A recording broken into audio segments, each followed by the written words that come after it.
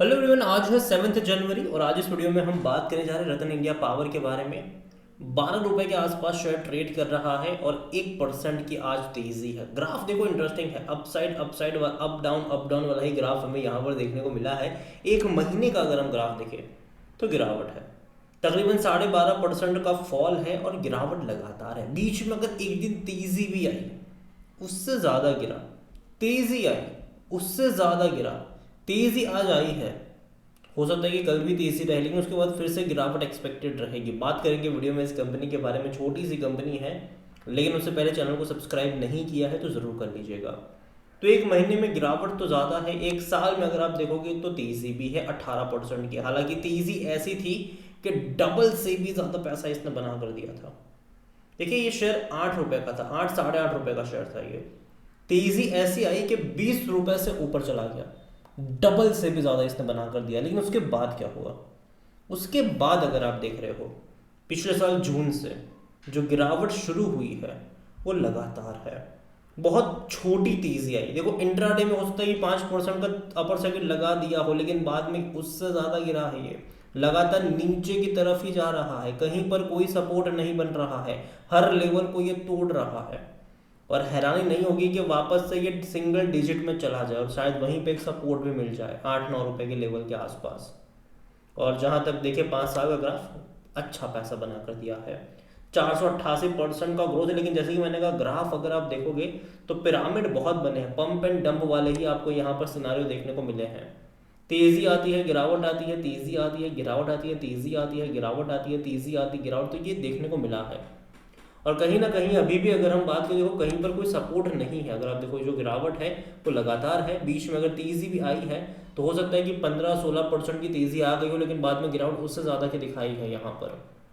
तो सपोर्ट कहीं पर नहीं है। और जो देखने को मिल रहा है सपोर्ट लेवल, वो कहीं ना कहीं इनिशियल सपोर्ट जो है वो शायद 8 या 9 रुपए के आसपास ही देखने को मिल रहा है।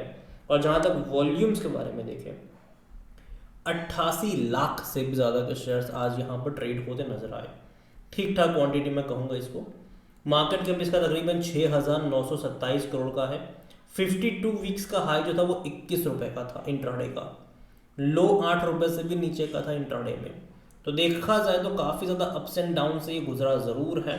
और जहाँ तक इस कंपनी के वैल्यूएशन के बारे में देखें तो पी रेशियो आपको अच्छा लग रहा होगा कि भाई साहब कितने सस्ते वैल्यूएशन के ऊपर अवेलेबल है, 0.68 और सेक्टर पे 21। लेकिन पूरी कहानी जानना समझ मतलब ज़रूरी है यहाँ पर कि क्यों इतना सस्ता वैल्यूएशन ऑन पेपर है ये।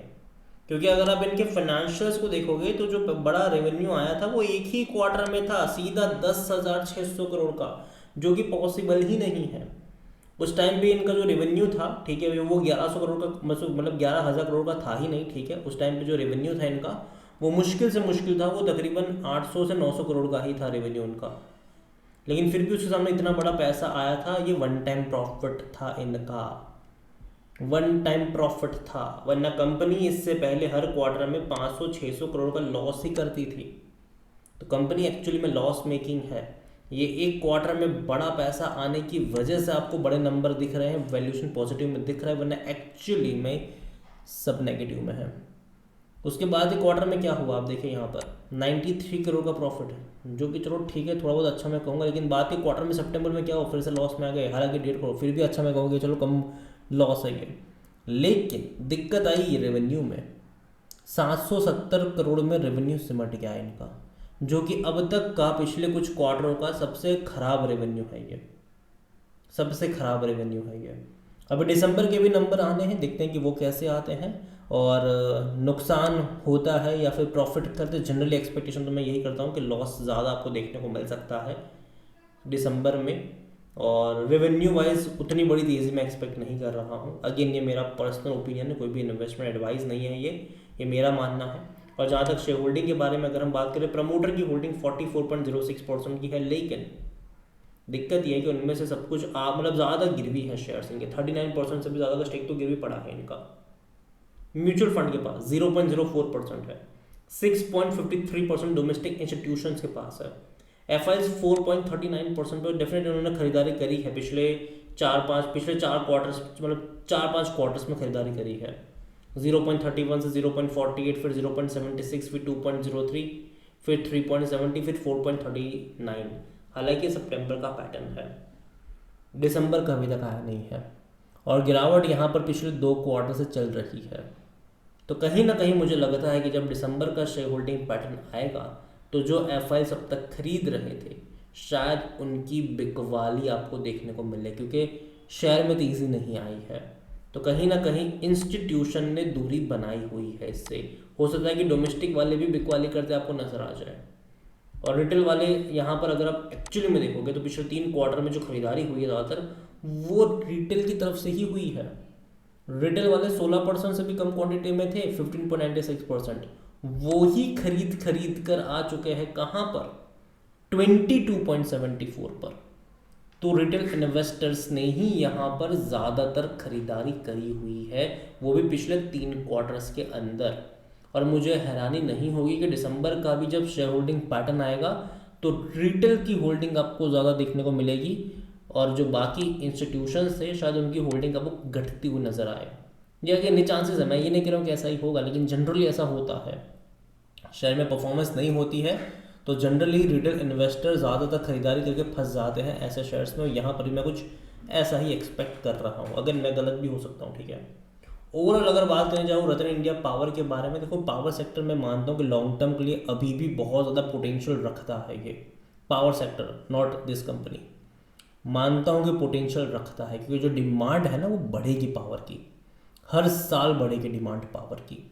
धीरे धीरे हम इलेक्ट्रिफिकेशन के एरा में जा रहे हैं, ठीक है। 2 व्हीलर्स का जो अडॉप्शन है वो तो ऑलरेडी अच्छे चल रहा है, 4 व्हीलर्स का धीरे धीरे स्टार्ट हो रहा है, हैवी व्हीकल्स भी आपको देखने को मिलेंगे, पब्लिक ट्रांसपोर्ट देखने को मिलेंगे आपको इलेक्ट्रिक। आगे और बड़े पैमाने पर इसका अडॉप्शन होगा तो उसको चलाने के लिए मतलब चाहिए होगी बिजली, और बिजली कंपनियां डेफिनेटली जो अच्छा खासा एक्सपांड कर पाएगी वो फ़ायदे में रहेगी। ऐसे में टाटा का नाम सामने आता है, अदानी का नाम सामने आता है, ठीक है, JSW का नाम सामने आता है, सरकारी कंपनियों के भी नाम सामने आते हैं, लेकिन छोटी कंपनी जो होती है वो अपने आप को उस तरीके से एक्सपांड नहीं कर पाती। और यहाँ पर भी मैं कुछ ऐसा ही मान के चल रहा हूँ। यही वजह है कि रतन इंडिया पावर मुझे लग रहा है कि देखो कहीं ना कहीं ग्राफ नीचे की तरफ जा रहा है। ये ऑपरेटर ड्रिवन यहाँ पर गेम होगा कि नीचे जाएगा, सिंगल डिजिट में आएगा, ऑपरेटर वापस आएंगे, खरीदारी करवाएंगे, वापस लेकर जाएंगे उसको, मतलब 15-16 पे वापस वहाँ से बिकवाली करवाएंगे, तो ये होगा।